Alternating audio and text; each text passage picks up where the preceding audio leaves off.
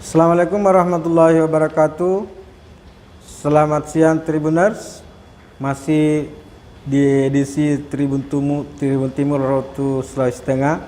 Saat ini saya sedang berada di kantor KPU Sigi, kantor KPU Kabupaten Sigi, Sulawesi Tengah, dan telah bersama Ketua KPU Sigi, Pak Khairil SH. Assalamualaikum Pak Khairil. Waalaikumsalam warahmatullahi wabarakatuh. Ini kita agak kepepet waktu ini karena Pak Khairil ini beberapa menit ke depan harus menghadiri acara yang sangat penting, dan memang saat ini kami tiba di KPU Sigi ini menjelang pendaftaran penerimaan pendaftaran calon Bupati Kabupaten Sigi Sulawesi Tengah.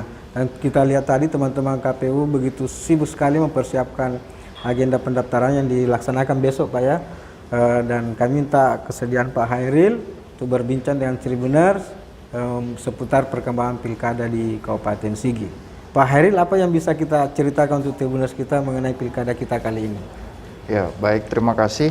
Untuk di KPU Kabupaten Sigi saat ini kita tentunya sama ya dengan kabupaten lain lagi mempersiapkan untuk menerima pendaftaran Bapak Paslon Bupati dan Wakil Bupati tahun 2020. Yang dijadwalkan itu mulai besok sampai tanggal 6.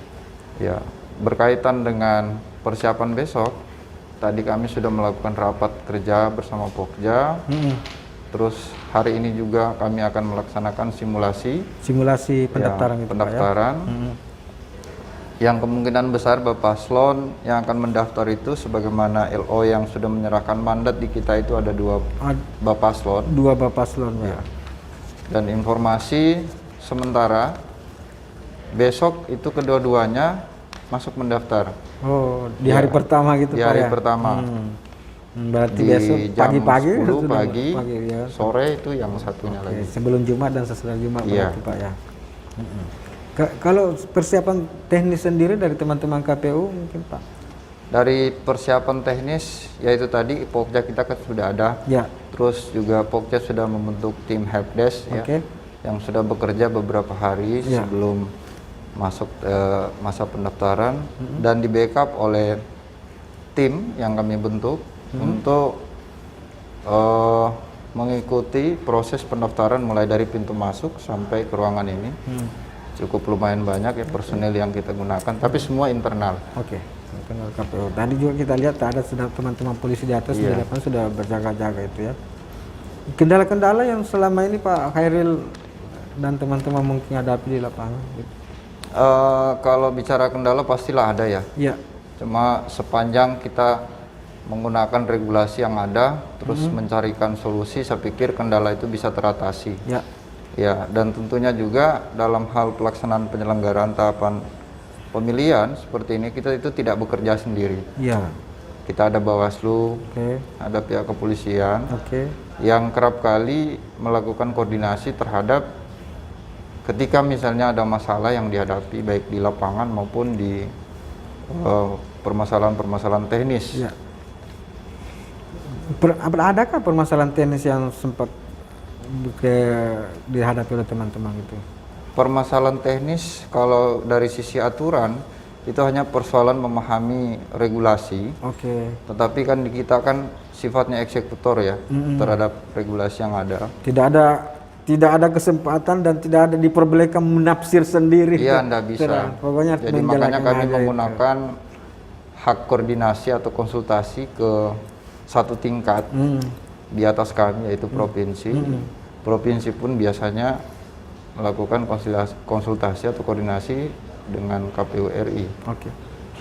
Kalau tadi teman-teman di KPU Kota Palu, salah satu yang sempat dikonsultasikan ke KPU RI itu persoalan domisili calon pemilih itu. Mungkin karena kemarin bencana kan mungkin ada perpindahan penyintas dari daerah lain. Adakah juga kasus seperti itu di Sigi nih Pak Khairil? Kalau di Sigi pasca bencana kemarin memang ada pergeseran ya.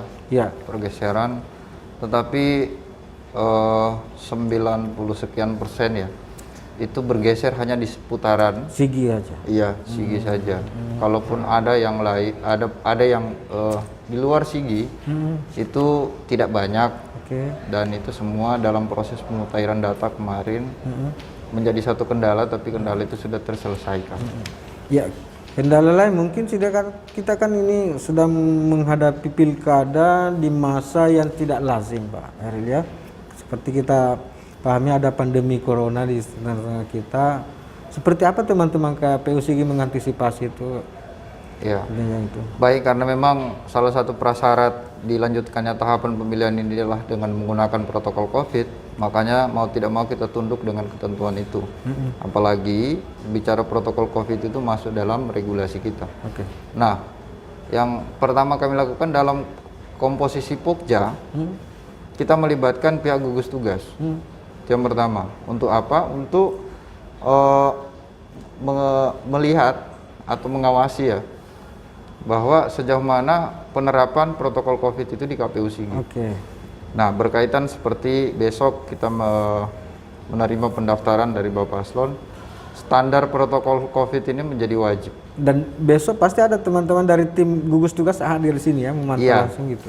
Dan kami sudah skenariokan, mulai dari jumlah yang akan memasuki ruang pendaftaran itu dibatasi. Apakah mungkin di sini tempatnya besok ya? Sini ya. Tempat pendaftarannya di ruang aula ini itu sudah kami batasi. Yang pertama Bapak Paslon, terus pimpinan parpol, ketua dan sekretaris. Tapi parpol pengusung ya, bukan pendukung. Ada sempat terjadi kemungkinan case begitu ya? Ada partai hanya sekadar mengusung atau pendukung? Iya, partai pengusung kan yang punya kursi ya. Kalau pendukung yang tidak dapat kursi, tapi mau merapat ke salah satu paslon. Iya. Kalau dari segi pemilih sendiri, kalau boleh kami tahu di sini kira-kira DP pemilihnya nanti sekitar berapa, Pak? DPT-nya? Perkiraan barangkali ya, karena mungkin belum punya. Kalau DPT terakhir kita di 2019 ya, Pilpres legislatif kemarin, itu 164.105. 164. Iya. Jadi untuk kali ini yang kita lakukan proses pemutahiran data dan pencoklikan di lapangan itu 181.349. Itu data sementara ya, yang masih dalam proses. 180-an gitu ya? Iya, 100. Pastinya ada kenaikan lah. Kenaikan 20-an, sekitar 20 gitu. Ini kalau dari segi partai sendiri, apakah memang karena hanya sampai kemungkinan hanya 2 pasangan calon? Karena partainya memang tidak terbagi rata kursi di Sigi itu tidak terbagi rata ke partai, atau ada calon yang terlalu banyak partai yang mengusungnya, Pak? Jadi kalau melihat jumlah kursi di DPR Kabupaten Sigi itu kan ada 30 kursi. 30 kursi. Syarat kita minimal itu kan 6 kursi. 6 kursi. Kalau 30 bagian 6 berarti potensinya 5 pasang. Ini seharusnya 5 pasang ya. Seharusnya 5 pasang. Tetapi karena ini persoalan hak politik juga dan tidak ada larangan partai itu berkoalisi, menggabungkan diri, sehingga ya memang memungkinkan kalau 30 kursi ini hanya melahirkan 2 paslon. Malah Makassar pernah hanya 1 calon. Lawan kota kosong. Kota kosong. Sebenarnya ada 2 sih. Dan kelihatannya memang kemungkinan memang hanya 2 begitu, Pak ya, kalau dilihat sih perkembangannya sampai saat ini. Iya, kalau sampai saat ini surat mandat atau LO yang dari koalisi partai yang ada itu ada 2. Ada 2 ya saja minta izin. Artinya kalau hanya 2 LO yang minta izin mendaftar, ya kemungkinan bisa dikatakan hampir pasti ya hanya 2 itu yang akan mendaftar, karena pendaftaran kan hanya 3 hari, Pak ya, dari hari Jumat, Sabtu dan hari Minggu. Tapi kan tentu saja teman-teman KPU tidak harus bilang kalau 2 kita akan begini, kalau begini kan tidak ada pengaruhnya bagi teman-teman KPU sebenarnya 2 pasang atau 5 pasang kan tetap harus bekerja sesuai dengan regulasi yang ada. Iya, benar. Oke, Pak Hairil, bisa Pak Hairil mungkin ceritakan sedikit mungkin Tribunnews Banasarang ini, Pak Hairil ini dari mana sih sebelum di KPU barangkali, Pak? KPU Sigi ini kan berdiri tahun 2010. Ya. Jadi pada saat kantor sekretariat KPU dibentuk, saya memang sudah bergabung sebagai tenaga honorer. Oh, di KPU? Di KPU Sigi. Oke. Kurang lebih 3 bulan. Proses seleksi penerimaan anggota KPU, saya ikut di 2010 itu? 2010. Oke. Alhamdulillah, singkat ceritanya saya terpilih. Jadi anggota KPU Sigi 2010, 2015? Iya. Oke. Namun waktu itu masa jabatan kita hanya 3 tahun lebih. Oke. Karena mengikuti masa jabatan, masa keanggotaan KPU Donggala selaku Kabupaten Induk. Nah, periode kedua saya tidak sempat lolos. Nah, kali ini periode ketiga. Jadi periode pertama Pak Khairil di KPU Sigi itu 2010-2013? Iya. Jadi 2014, Februari 2014. Februari 2014, Iya. kemudian periode 2014-2019 Itu tidak masuk. ikut, 2019 lagi 2024, dan alhamdulillah. 2028. Dan langsung jadi ketua gitu. Ya. Mungkin karena Artinya ketua kan amanah dari pleno juga. pengalaman. Jadi sebelumnya kita ini gabung di Donggala ya, Kabupaten Donggala itu. Iya. Kalau Kabupaten Donggala ini kan melahirkan Kota Palu, Parigi Motong, dan Kabupaten Sigi. Oke. Kalau teman-teman yang lain Pak, barangkali Pak, 5 komisioner kita bisa 5 kasih komisioner gambaran kita yang sekarang ya, Iya. ada 3 sarjana hukum, ya, satu alumni, Dari Unpad semua. semua dari Unpad, Luar terus biasa. 1 sarjana pendidikan, terus 1 SKM dan magister kesehatan perempuan. Jadi kita ada 5, 4 laki-laki, 1 Sri Kandi. Iya. Oke.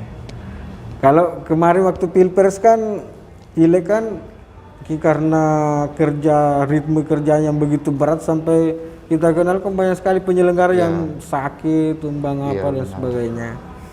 Kira-kira nanti ini gambaran Pak Khairil kira-kira seperti apa itu? Jadi karena berkaca dari pengalaman kemarin, alhamdulillah Sigi itu hanya, tidak salah ingat ya, 1 yang korban ya.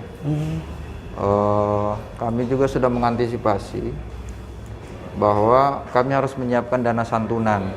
Oke. Ya kan, dana santunan. Nah, karena dana santunan ini tidak cukup memadai dan kita tidak bisa memprediksi berapa nanti misalnya ya, tidak diminta-minta, kejadian seperti itu akan terjadi. Sehingga kami bersepakat di tingkatan komisioner itu untuk melakukan kerjasama dengan BPJS Ketenagakerjaan. Oh, betul, Ya, betul. dengan sumber pendanaannya diambil dari masing-masing honorarium ad hoc. Oke. Iya. Dan nilainya sangat kecil. Dan itu sudah dibicarakan. Yang penting kan sudah ada antisipasi awal kalau tiba-tiba terjadi apa-apa, teman-teman sudah bisa langsung melakukan tindakan itu. Sejauh ini, sejak tahapan awal sampai sekarang ini, adakah yang Pak Khairil dengar teman-teman kita bermasalah dari kesehatan gitu? Alhamdulillah, kalau ya karena namanya kesehatan itu kita tidak bisa prediksi ya kapan sakitnya. Ada juga sih. Ada beberapa orang, tapi itu sifatnya yang terjadi di masa pada saat tahapan kita itu di cut off, ditunda kemarin. Itu ada. Tapi pada saat dilanjutkan kembali, itu alhamdulillah semua dalam kondisi sehat walafiat.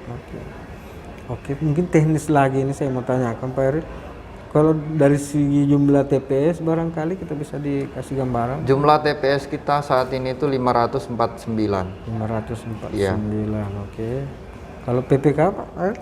PPK kita 15 kecamatan itu personilnya 75 orang. Oh, 15. Terus kalau PPS dari 176 desa itu ada 528 orang. Itu di luar sekretariat ya. Oke. Wah, luar biasa itu ya. Di antara mereka itu kan tidak bisa kita jamin bahwa mereka bisa fit semua sampai hari akhir. Itulah penting sekali yang disampaikan Pak Khairil tadi itu, antisipasi awal untuk dari segi kesehatan teman-teman.